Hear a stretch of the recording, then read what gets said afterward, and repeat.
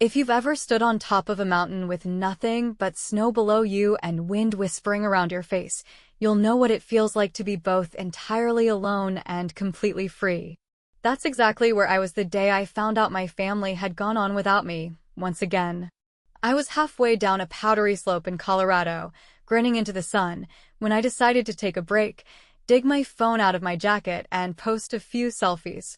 Just me, flushed and glowing, ski goggles perched on my head, the Rockies behind me like a painting I could step into. I thought they were good photos, candid, windswept, and happy. But I wasn't expecting them to be seen as a declaration of war. A few hours later, as I sat in the lodge sipping hot cocoa and nursing a sore knee, my phone buzzed once, then again, and then it wouldn't stop. 26 notifications in the span of 10 minutes. Group chats, missed calls, even a few voice memos from my mother. I didn't check them right away. I already knew. I'd felt it when my dad had casually said, "It's just a meeting," when I asked why I hadn't been invited to my younger brother's engagement party. That phrase stuck to my skin like frostbite. You'd think after 35 years of this, I would have stopped expecting anything else. But I haven't. Because somewhere deep in my chest, just below the indignation and above the resignation, I keep this little ember of hope that maybe, just maybe, they'll remember I exist. Not just when someone needs a ride to the airport, or when they want help rewriting a resume, or when they need a babysitter on short notice, but because they actually want me there. The moment I saw the engagement photos on social media, I knew. They'd rented out that overpriced rooftop bar in the city, the one with the string lights and skyline views, the one I'd suggested for my own 30th birthday and been told was too flashy for the family. My brother Michael was smiling in every photo, arms slung around his new fiancée like they were the royal couple of some magazine spread. My sister had flown in from Chicago. My cousins, who never make it to Thanksgiving, were all there, dressed to the nines. Everyone. Except me. And no one had thought to tell me it was happening. Later, when I finally caved and called my dad, still trying to believe there was some mistake, some logistical mix-up he'd explain away with a laugh and "you know how your mom gets," he sounded almost annoyed. "It's just a meeting," he said, his voice sharp with that familiar edge. Not everything needs to be a big deal. That was the moment I knew I was done playing nice. I didn't argue. I didn't cry. I didn't even raise my voice. I hung up calmly and opened Instagram. That's when I posted the selfies. Every one of them smiling. One with my skis propped up behind me, another with the caption, "Turns out solitude isn't lonely when you stop chasing people who forget you on purpose." It was passive-aggressive, I'll admit that. But it was also true. It was the first honest thing I'd said to them in a long time, even if it was only implied. The backlash came in waves. A flurry of messages from my mom, most of them voice notes, her preferred method of guilt delivery, talking about how this wasn't the time, and "you're making this about you again." My sister sent a single, condescending text, "Don't do this, Hannah," as if I were the one who had broken something. But the one that stood out came from Michael himself. My brother. The golden boy. It read, "You're always so dramatic. You could have just said you were upset. We didn't think you'd care." I stared at that sentence for a long time. We didn't think you'd care. As if my absence was assumed. As if they'd assigned me the role of outsider so long ago that they no longer saw it as exclusion. Just a fact. So I did what any self-respecting heroine would do. I punished them. No, not with words.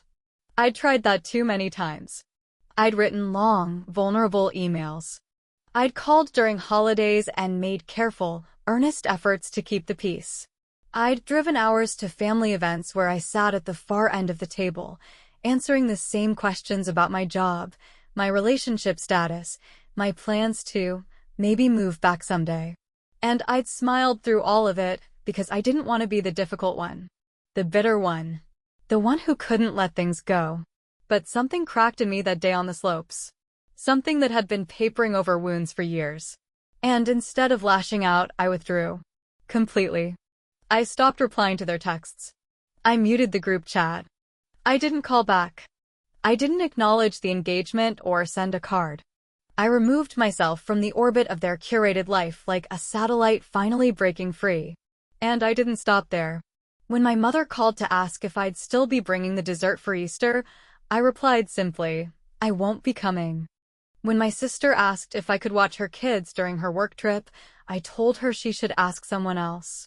When Michael finally sent a long-winded apology about how he didn't mean to hurt me, how things had gotten busy, how they hadn't realized, I left him on red. It was the quietest rebellion I'd ever staged, and it made them frantic. Because suddenly, I wasn't available. I wasn't convenient. I wasn't the one holding the threads of communication together, bridging the awkward silences, offering to show up even when it meant swallowing the bruises. And without me, they didn't know how to hold their image of family together. There's something almost poetic about watching people realize you were the glue the whole time, especially when they never thanked you for it. That was just the beginning. There's more, of course. And I'll tell you everything. But let's pause here, in the quiet of this first fracture, where the snow is still falling outside the lodge and my phone has finally stopped buzzing. Because sometimes, the most powerful thing you can say is nothing at all. And in that silence, everything starts to change. If you've ever truly withdrawn from a family that's built itself around your compliance, your silence, and your constant availability, then you'll understand that the absence you leave behind doesn't go unnoticed. It echoes. It reverberates through every group text where you're no longer the one chiming in with emoji reactions. It unsettles the balance of every gathering where your cheerful presence once distracted from deeper cracks. It confuses the people who took you for granted because they never realized just how much they depended on your willingness to keep showing up, no matter how little they offered in return. After that weekend on the slopes, I didn't just disappear. I let them see me choose to disappear. I posted more photos. Not many. Just enough. A video of the sunrise from my rental cabin window, the mountains turning pink in the early morning light. A boomerang of me clinking mugs with the barista I'd met, who had the kindest eyes and a dog named River. No captions. No drama. Just the soft, curated contentment of someone who was no longer auditioning for a place at a table that kept shrinking when she approached it. By Tuesday, the tone of their messages had shifted. My mother's voice notes took on a defensive tone, layered with passive-aggressive sorrow. She said things like, "I just don't understand why you're isolating yourself, and this is your brother's moment. We're all doing our best to celebrate him." As if I had staged a coup instead of quietly backing away. She even added a line that made my stomach twist, not because it was surprising, but because it was so predictably cruel in its precision. "You've always had trouble being happy for other people." I knew what that meant. It was the story they'd been telling themselves about me for years, the one where I was too sensitive, too selfish, too wrapped up in my own emotions to simply appreciate the blessings of family. I had always felt it between the lines of their words, in the way my hurt was met with eye rolls or dismissals, but now it had a voice. And that voice belonged to my mother, the woman who had once rocked me to sleep and now accused me of being incapable of joy for others. There was something freeing about hearing it out loud. It gave me the clarity I needed to understand that this wasn't just about the engagement party or the Instagram post. It wasn't even about being left out. This was about a lifetime of being seen through a distorted lens, one that warped my kindness into obligation, my generosity into guilt, and my absence into betrayal. I didn't respond to her message. Instead, I made a list. Not a petty one, but a practical one. A record of all the times I'd been the go-to person, the reliable fallback, the Hannah will understand girl. I wrote it in my notebook, the one I usually saved for work or journaling or those poetic thoughts I never shared out loud. But this time, I used it for inventory. There was the time my brother was too hungover to make it to our cousin's graduation, and I stepped in with a last-minute gift and a smile.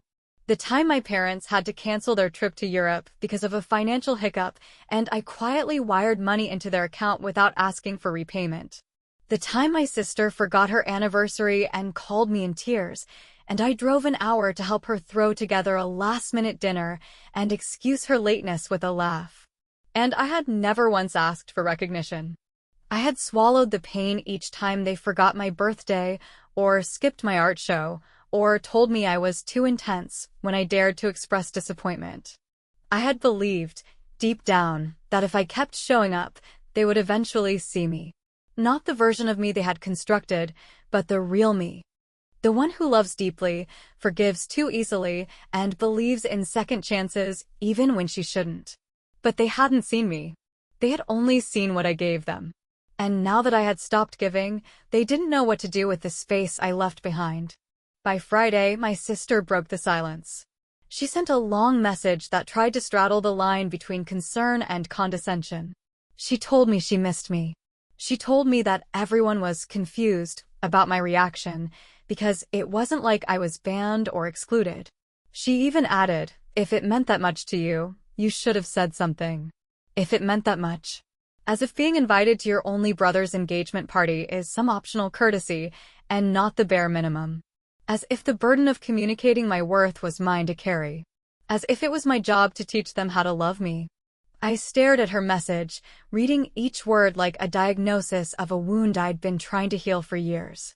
And then I did something I hadn't done in a long time. I opened a new note in my phone and titled it, "What I Want." Not what I deserve or what I'm willing to accept, but what I want. For the first time in years, I allowed myself to name it. I want a family that asks how I am because they care, not because they need something. I want invitations that don't come with disclaimers. I want apologies that don't start with, "I'm sorry you feel that way." I want to stop being the emotional janitor, cleaning up every mess, smoothing every wrinkle, making peace where none has been offered. And if I can't have that family, I want to build something else. Friendships that feel like roots, not ropes. Traditions that don't require performance. Boundaries that hold instead of isolate. A life that is mine, fully, unapologetically, joyfully mine. I closed the note and sat in that stillness. I didn't text back my sister. I didn't call my mother. I didn't try to explain myself to a group of people who had already written my story in a language I no longer spoke. Instead, I booked another weekend away. Not to escape, but to make space, for reflection, for recovery, for the quiet hum of self-respect that had finally started to speak louder than my need to belong. And as I zipped my suitcase, packed with soft sweaters and sharp clarity, I whispered to myself something I'd never dared to believe until now. It's not my job to keep proving I'm worthy. It's theirs to realize they never deserved the version of me they so easily discarded.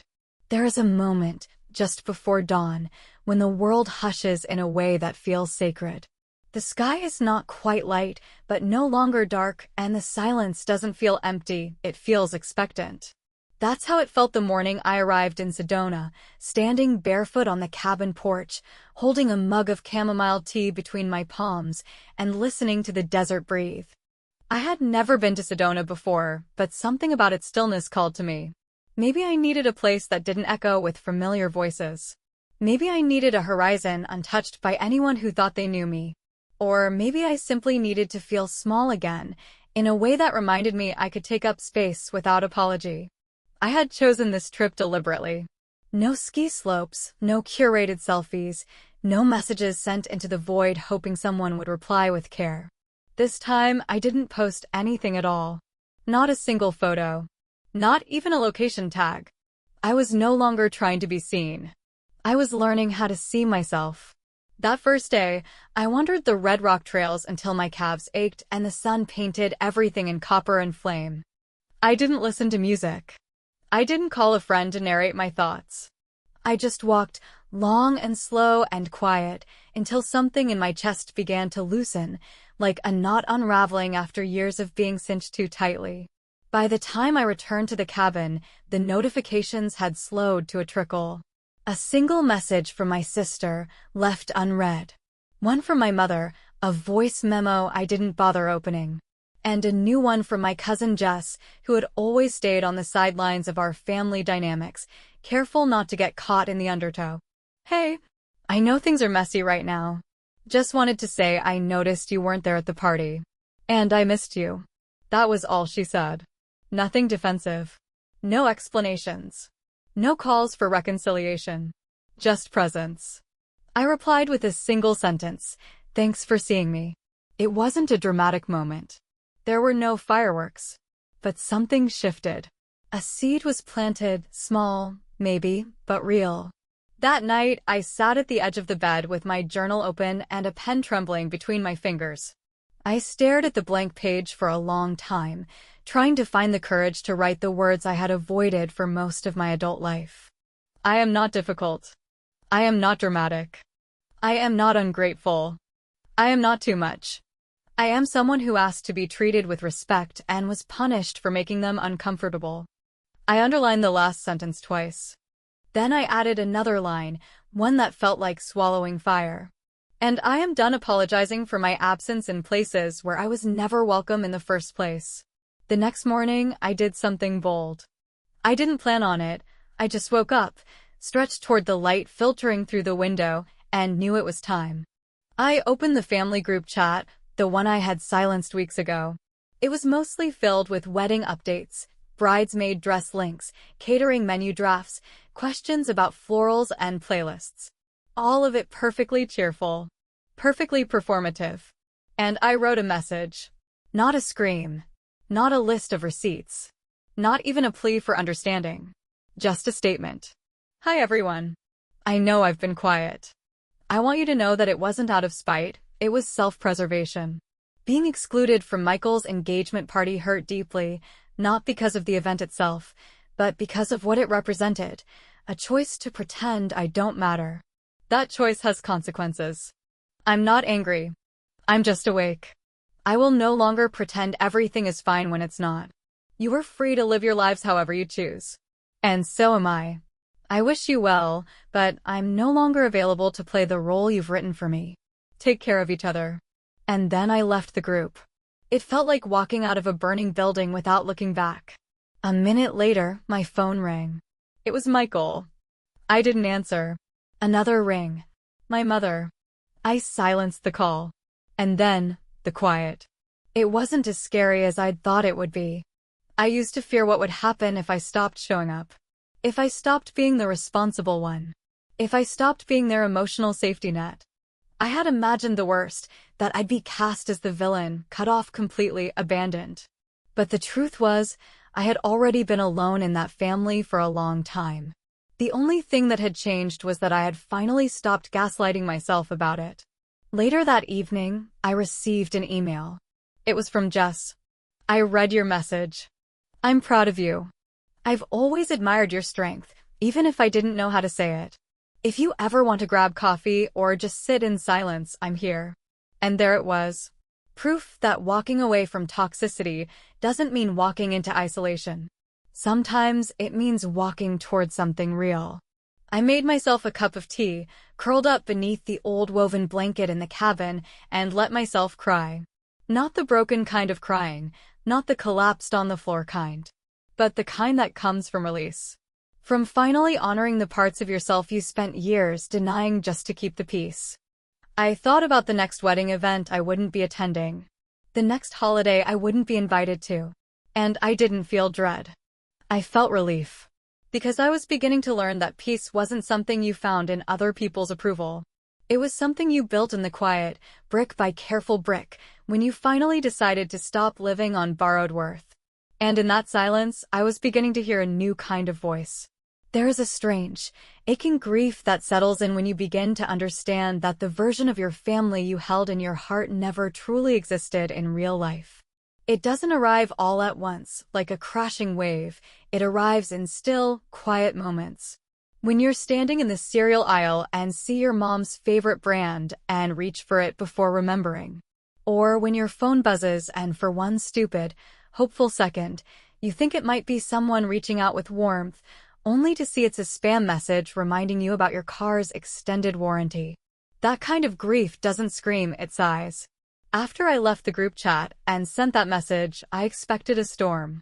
I expected anger, confrontation, some furious effort to reel me back in or, at the very least, shame me into silence again. But instead, what I got was even worse. Silence. No calls. No emails. No texts. Not from my brother. Not from my sister. Not even from my mother, who, despite all her performative love and misplaced martyrdom, had never gone more than 2 days without contacting me since I was a teenager. The silence wasn't passive, it was deliberate. It was the kind of silence that said, "Fine, if you won't play your role, then we'll write you out of the story altogether." And the worst part? For a few days, I wondered if maybe I had overreacted. It's humiliating to admit, but it's true. I found myself scrolling through our old group photos from holidays, remembering how I used to cook, decorate, clean up afterward, smile in every picture while holding someone's kid, and then drive home alone. I remembered how I would write cards for birthdays, how I always noticed when someone was having a hard week and sent them their favorite cookies or dropped off a gas card, even when my own bills were tight. And I asked myself the question I'd always been taught to ask when things got messy. What did I do wrong? That's the kind of question women like me are raised to ask, those of us who were taught that peace is something we keep, even if it chokes us in the process. Those of us who were praised for being agreeable, dependable, low maintenance, and good at making others comfortable. But something had shifted in me. And instead of spiraling, I did something I never used to let myself do. I called a friend. Her name is Monique, and she's the kind of person who doesn't just listen, she sees.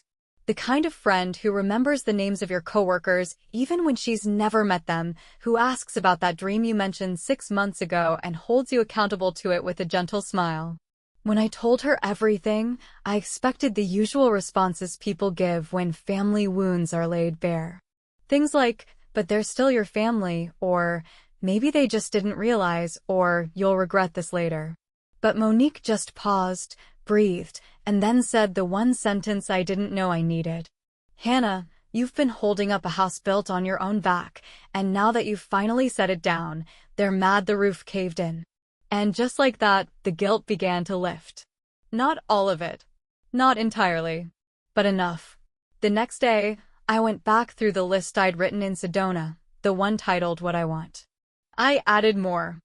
I want conversations where I don't have to translate my feelings into something palatable before they're allowed to exist. I want to be missed for who I am, not for what I do. I want to know that if I fall, someone will catch me, not just ask me to land quietly.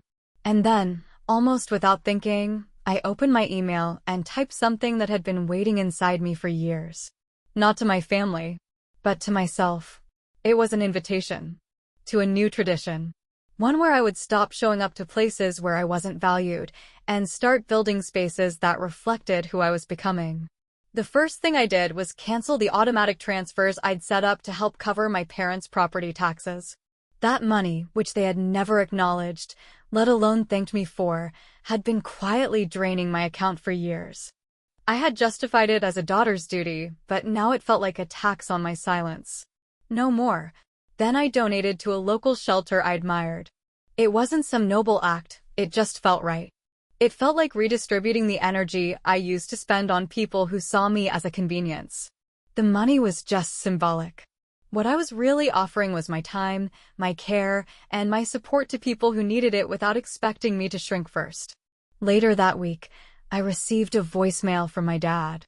Not a call, just a voicemail. His voice was tight, clipped, almost formal. "Hi, Hannah. I don't know what's going on with you, but your mother's pretty upset. Michael's asked if you plan to attend the rehearsal dinner, since it's family only." I told him I'd check. "You don't have to make it a whole thing. Just let us know." There it was again. That dismissive tone. The one that carried all the weight of your being irrational wrapped in the tidy package of you're an inconvenience we need to manage. I deleted the message without replying. I wasn't being difficult. I was finally being clear. And I had no intention of walking back into a house that still didn't know how to speak my language. In the quiet that followed, I realized something else. I had been waiting for closure from people who didn't even think they'd done anything wrong. But closure wasn't a gift they could give me. It was a choice I could make for myself. And I was finally ready to make it. There's a peculiar kind of peace that settles in your chest when you finally understand that your worth isn't up for negotiation. It doesn't announce itself with fanfare or trumpets or some cinematic monologue. It simply arrives. Quietly. like sunlight through a curtain you forgot to close, bathing everything in a soft, golden clarity. That's how it felt the morning of my brother's wedding rehearsal dinner, the one I had not been invited to, and the one I had absolutely no intention of crashing. Instead of wrestling with what to wear or agonizing over whether I would be seated near the kitchen or next to some great-aunt who would ask if I was still single, I made myself lemon ginger tea and took it to the sunroom of my apartment, the one I'd finally decorated just for myself. No one else's taste considered. No neutral tones to appease judgmental guests. Just warmth, vibrancy, and joy. A little corner of my world where everything I loved had a place. I sat cross-legged on my floor cushions, opened my laptop, and finished a project I'd been quietly working on for months. It was a website for women who had been told they were too much for being assertive or too sensitive for needing kindness. It was for women like me, daughters who held their families together with invisible thread and then got blamed when the knot finally snapped. I had built it slowly, pouring into it the same quiet devotion I used to reserve for people who only looked for me when something broke. But now, instead of patching up a fractured family, I was building something that couldn't be dismissed or erased. And the best part? It belonged entirely to me. Around noon, my cousin Jess called. I'd half expected her to be swept up in the chaos of the rehearsal, too busy to notice my absence now that it had become so final. But she was calling, and I answered, not out of obligation, but because I knew her voice would be a gentle place to land. "Just wanted to say that your absence is loud," she said, skipping any small talk. "Louder than you realize. Everyone keeps looking for you in the quiet. It's like they expected you to pop in at the last minute and fix things." I let out a soft laugh, one without bitterness. That used to be my role, didn't it? The fixer. The buffer. The one who kept the edges from cutting too deep. Jess paused for a moment, and then her voice softened in a way that told me she had been watching everything more closely than I realized. "I think you scared them, Hannah. You took your power back, and they don't know what to do without it. You leaving the group chat was like pulling the thread that unraveled the whole illusion." I felt tears prickle at the corners of my eyes, but they weren't from sadness anymore. They were from recognition. From being seen, finally, without having to contort myself into something more acceptable. "Thank you," I whispered. "Not just for this call, but for not asking me to come anyway. For not suggesting I should show up just to keep the peace." "You were the peace," she said quietly. "They just didn't realize it." We talked a bit longer, about her new job, the podcast she was obsessed with, the herbal tea she'd started making from scratch like some kind of Pinterest sorceress. And when we said goodbye, it wasn't tinged with guilt or unfinished business. Just love. Simple, steady, and enough. That evening, while the rest of my family toasted speeches and rehearsed photos and fussed over details that didn't include me, I sat beneath a blanket on my balcony and read through letters I'd written to myself over the past few weeks. Not literal letters, but journal entries. Prayers. Promises. One of them read, "You do not have to shrink to be included. You do not have to contort to be celebrated. You are already whole, even if they never learn how to see it." I closed the notebook and breathed in the evening air, cool, gentle, and untouched by expectation. Around 9, my phone buzzed with a new message. It was from Michael. No fanfare. No apology. Just a single sentence. "You could have at least pretended to care." I stared at the message for a long time, letting the weight of it settle around me like smoke from a fire I had already walked away from. In another lifetime, I would have written back something careful. Something diplomatic. Something that would invite reconciliation, even at the cost of my dignity. But I didn't need to do that anymore. So I didn't reply at all. Instead, I opened a fresh note in my phone and titled it, "What Comes Next." I started writing a list of all the things I wanted to do now that I was no longer tangled in the constant performance of being their version of good. I wanted to take a solo trip to Ireland and stand on the edge of the cliffs of Moher with wind in my hair and no one asking if I had a +1. I wanted to host a brunch for the friends who had become my chosen family, the people who texted me just to say they missed my laugh. I wanted to volunteer with teenagers and show them that their pain didn't disqualify them from joy. And I wanted to fall in love, not just with someone else, but with this new version of myself who wasn't afraid of being misunderstood. Because the truth is, I had become the heroine in my own story, not by battling dragons or saving kingdoms, but by finally saying, enough. Enough pretending. Enough explaining. Enough showing up for people who would never clap when I walked into the room. They may never understand why I left. They may rewrite the narrative to cast me as the selfish one, the dramatic one, the cold one. But I know better now. I didn't walk away because I didn't love them. I walked away because, for once, I finally loved myself more.